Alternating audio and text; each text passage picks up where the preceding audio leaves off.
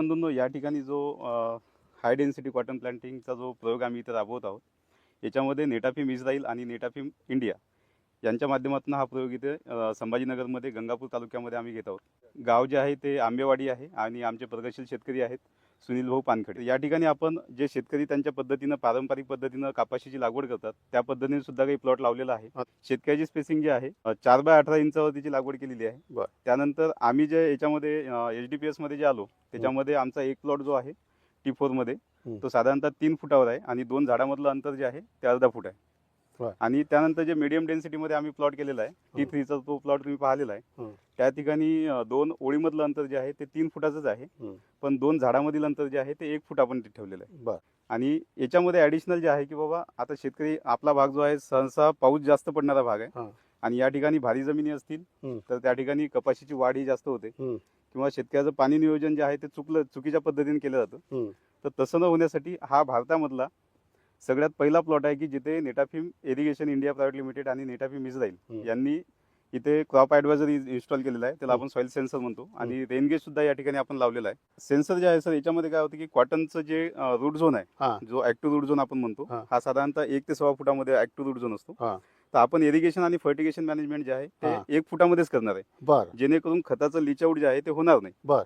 आता पाणी जर पाहिलं तर पाणी भरपूर प्रमाणामध्ये शेतकऱ्याकडे अवेलेबल असतं, कारण ते जे लागवड कपाशीची बागायती करतात त्यांच्याकडे पाणी आहे, पण पाण्याचं त्यांना असं व्यतिरिक्त मूल्य द्यावं लागत नाही. पण आज जर खतांची किंमत आपण पाहिल्या तर खतं हे शेतकऱ्यांना उधार ठेवून कधी कधी आणावं लागतात. तर हे पाणी जास्त दिल्यामुळे ते लीच आउट होतात. तसं न होण्यासाठी इथे आपण नेटाफिमची जी ड्रीप लाईन वापरली ही LSLD कन्सेप्ट आहे सर, म्हणजे लो स्पेसिंग लो डिस्चार्ज. तर लो स्पेसिंग लो डिस्चार्ज जे आहे याच्यामध्ये काय असतं की ड्रीप लाईन मध्ये 2 ड्रिपर मधील अंतर आपण 1 फुटापर्यंत ठेवलेलं आहे आणि त्याच्यामधून पडणारं पाणी हे साधारणतः तासाला 1 लिटर पाणी पडेल असा ड्रिपर आपण इथे निवडला. आपण ज्यावेळेस पाईपलाईन टाकली, कनेक्शन काढले, 3 फुटावर कनेक्शन काढून आपण हा प्लॉट चालू केला. ज्यावेळेस वेटिंग पॅटर्न तयार झालं तर 1 फुटावरची लागवड जिथे जिथे आहे तर त्या वेटिंग पॅटर्न मध्ये आपण सरकीचं बियाणं लागवड केलं, म्हणजे अशी ऍडिशनल मार्किंग ड्रिपरच्या वेटिंग पॅटर्न जिथे भिजली ड्रिपर पाणी तिथे लावलं, तिथेच लागवड केलं. म्हणजे आपलं एकसारखी प्लांटचं डिस्टन्स पण मेंटेन झालं. दुसरी गोष्ट म्हणजे जर्मिनेशन आपलं एक सोबत झालं. जर्मिनेशन एक सोबत झाल्यामुळे आपल्याला जे काही स्क्वेअर फॉर्मेशन आहे म्हणजे पात्या लागणे आपण ज्याला म्हणतो, ही स्टेज सुद्धा आपल्या झाडामध्ये सर्व ठिकाणी सारखी झाली. आणि दुसरी गोष्ट म्हणजे ज्या वाढीच्या अवस्थेनुसार आपल्याला जे खतं द्यायची होते, म्हणजे स्फुरदयुक्त खतांचं मॅनेजमेंट आपल्याला करायचं होतं. इव्हन आता हे पाऊस जे पडला याच्यामध्ये आता भरपूर पाऊस पडला, शेतकऱ्यांना आळवणी करणं शक्य नाही बुरशीनाशकाची. तर आपण जे वॉटर सोल्युबल बुरशीनाशक आहेत त्याची सुद्धा आळवणी ड्रिपच्या माध्यमातूनच केली आणि प्रत्येक झाडाच्या मुळाच्या कक्षेमध्ये ती दिली गेली, जेणेकरून जमिनीमधून जो बुरशीचा प्रादुर्भाव होणार होता तो कमी झाला. आणि आता खतं तर एवढी महाग झालेली आहे, सोन्यासारख्या त्याच्या म्हणजे किमती झाल्या आहेत, आणि ते जर जमिनीत वाहून गेली जास्त पाण्याने तर ही कन्सेप्ट फार चांगला मला आवडला. कमी ड्रिपरने पाणी दिलं तर तुमचं खत वाहून जाणार. तुमच्या वेगळ्या स्पेसिंग आहे, 4 स्पेसिंग, त्याच्यामध्ये प्रति एकरी झाडाची संख्या किती बसते हो सर? याच्यामध्ये जर आपण पाहिलं हाय डेन्सिटी मध्ये एक साधारणतः 74,000 झाडांची संख्या आपल्या याच्यामध्ये भेटते. एक हेक्टर मधली 29,000 झाड आपल्या एका एकराला बसणार, म्हणजे 3 फूट बाय अर्धा फुटवर 3 फूट बाय अर्धा फुटला एकरी 29,000 झाड. 29,000. बरं, दुसरं 3 बाय 1 फूट 14-15,000 झाड 14-15,000 बसतील त्यामध्ये. आणि तिथं इथं आपण 2 व्हरायटी यूज केलेल्या आहेत. याच्यामध्ये फार्मर प्रॅक्टिसनुसार अजित कंपनीचं आमचं आणि ट्रायलसाठी हे झालं होतं. तर अजितची 155 आपण इथे घेतलेली आहे, जी शेतकरी त्यांच्या प्रॅक्टिसनुसार लावतात. आणि दुसरी व्हेरायटी जी आहे ती ACH 6 नंबरची व्हेरायटी आहे, म्हणजे अजित हायब्रिड कॉटन 6 नंबरचं बीटीच आहे. त्याच्यामध्ये 2 फ्लशिंग येतात, म्हणजे रेग्युलर जसं आपला बाकी याच्यामध्ये 3-4 फ्लशिंग राहतात तसं नाही, त्याला 2 फ्लशिंग मध्ये हा कॉटन संपून जाईल. म्हणजे समोरचं एखादं पीक जर शेतकऱ्याला घ्यायचं काम पडलं तर नक्कीच त्याला दुसरंही पीक घेता येईल, त्या उद्देशाने आपण हे केलेलं आहे. GS मॅक्स म्हणून आहे, ग्रो स्पियर जी ऑटोमेशन सिस्टीम आहे ही जगातली सगळ्यात ऍडव्हान्स ऑटोमेशन सिस्टीम आहे. त्याच्यामधलं हे छोटं युनिट आहे ज्याच्यामध्ये आपण ग्रो स्पियर 1 म्हणून येतं. हे सोलार वरती चालतं. वरचा पार्ट जो आहे तो रेन कलेक्टर आहे सर्वात वरती, म्हणजे पाऊस मोजतो का तो? पाऊस मोजतो. आणि पक्षी बसू नये किंवा पाकी त्याच्यामध्ये बसू नये म्हणून आपण वरती त्याला हे बसवलेले आहे, पोर्क्स आहेत. तर तिकडनं त्याच्यानंतर हे सोलार पॅनल आहे ज्याच्यावरती हे सगळं कनेक्शन मिळतं. खाली जे मेन युनिट आहे तो सेन्सरचं मेन युनिट आहे, तिकडनं आपण कनेक्शन दिलेलं आहे. आणि ह्या केबल थ्रू इथं आपलं सॉइल मॉइश्चर सेन्सर आहे. आता हे सॉइल मॉइश्चर सेन्सर जे आहे याच्यामध्ये सॉइल टेम्परेचर, सॉइल मॉइश्चर हे सर्व मोजल्या जातं. 2 फुटाची त्याची खोली आहे आणि त्या शेतकऱ्याचा मोबाईल आहे, त्या मोबाईल वरती लॉग इन करून ते स्वतः ऑपरेट करू शकतात इकडनं. हम्म. म्हणजे पंप चालू करण्यापासून वाल चालू करणे, हम्म. खतं देणे हम्म. किंवा त्यांना ह्या मोबाईलवरचा ह्याचा जो डाटा आहे सेन्सरचा, हम्म. हा सगळा डाटा ते तिथं मोबाईलवरती बघू शकतात बरं. आणि स्वतः ऑपरेट करू शकतात. आता बरं. इथं आपण जी ड्रिप लाईन वापरलेली आहे हा.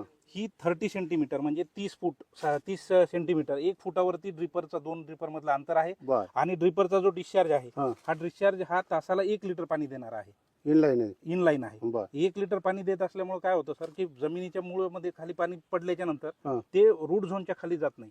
हा, जे हळूहळू मुळं आहेत मुळं हळूहळू पाणी पडतं हा. आणि त्याच्यासोबत जे पाण्यात विरघळणारी खते हा. आहेत ती सुद्धा त्याच्यासोबत जातात. हा. म्हणजे जे रूट झोन आहे बरं. ऍक्टिव्ह रूट झोन किंवा त्या मुळाच्या कक्षेच्या बाहेर खतं जात नाहीत, त्यामुळे खताची कार्यक्षमता वाढते आणि मग हे त्याच्यासोबत पाण्याची बाकीच्या पिकाला पण कार्यक्षमता चालेल सुद्धा नाही? वाढते.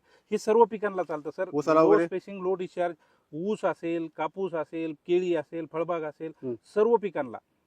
माझं 4 बाय 1.5 वरती हा. आहे आणि त्यांचं 3 फूट अर्धा इंच आणि 3 फूट 1 फूट असं आहे त्यांचं. हा हा बर. दोन हे तुम्हाला आता कोणता कापूस वाटतंय की चांगला वाटतो आणि किती उत्पादन ते आहे? आम्ही रेग्युलर लावले. हा. त्याचं अवरेज कमीत कमी 3 क्विंटलच्या आसपास निघेल आणि हा. त्याचं जे अवरेज आहे 3 बाय अर्धा फूट. हा. तर त्याचं अवरेज कमीत कमी 15 क्विंटलच्या आसपास तरी निघेल. निघाल. हो, तर यावर्षी guarantee अतिवृष्टी झाली नाही तर हो. वाढलं असतं ते. ते अजून वाढलं असतं. ते आम्हाला त्याची अपेक्षा होती वाढण्याची. तुमची जी पारंपरिक पद्धत आहे याच्यामध्ये बोंडाची संख्या मला जास्त दिसते, तिकडे कमी दिसते, तरी तुम्ही म्हणता तिकडच उत्पादन जास्त येणार. कसं काय होईल शक्य? हा, त्याच्यात ते झाडाची संख्या जास्त आहे हा. त्याच्यामुळं तिथं उत्पन्न वाढणार 100%. की तुम्ही म्हणताय की माझं ही सिस्टीम बसवल्यामुळं लो डिस्चार्जची लो स्पेसिंगची तुमचं पाणी वाचायला लागलं. ती कसं वाचायला लागलं ते सांगा. सर पाणी असं वाचवायला लागलं का हे सेन्सर आपण 10 सेंटीमीटरला किती मावचर आहे हम्म.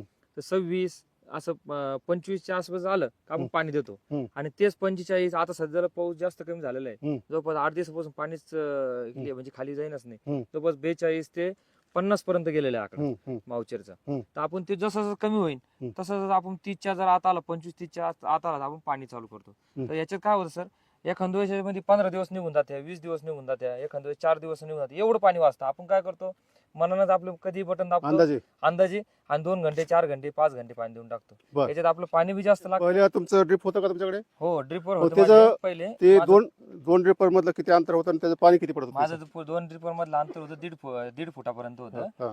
आणि त्याच्यामध्ये 1.5 फुटामध्ये 4 लिटरचं ड्रिपर काही 7 लिटर ड्रिपर असे होते. बर बर तर मग मी काय केलं पूर्ण नेटरव्हिम कंपनीचं 1 फुटावरती 1 लिटरचं बर. पूर्ण ड्रिपर सांगितलं त्यांना असं. बर. तर याला आपण 1 फुटावरती 1 लिटरचं ड्रिपर टाकल्यामुळे आपल्याला लय पाणी कमी लागले. बर. बचत म्हणल्यापेक्षा 70 ते 80% पाणी वाचलं आपल्याला. 70% 20% 30% पाणी देऊ आपण बर बर. हिवाळे भरण्यापर्यंत. आणि उन्हाळ्याचे जवळपास आता मागल्या वर्षी बसवलेलं आहे ना आपण हम्म. जानेवारी मध्ये बसवलेलं हम्म. आहे. तर त्या टप्प्यामध्ये आपल्याला जवळपास 50% पाणी द्यावं लागलं पिकांना. बर. तसं समजा 100% पाणी देत होतो आपण 8-8 घंटे 7-7 घंटे 9-9 घंटे पाणी देत होतो आपण. हम्म. तर ह्याची काही एवढे आवश्यकता नाही.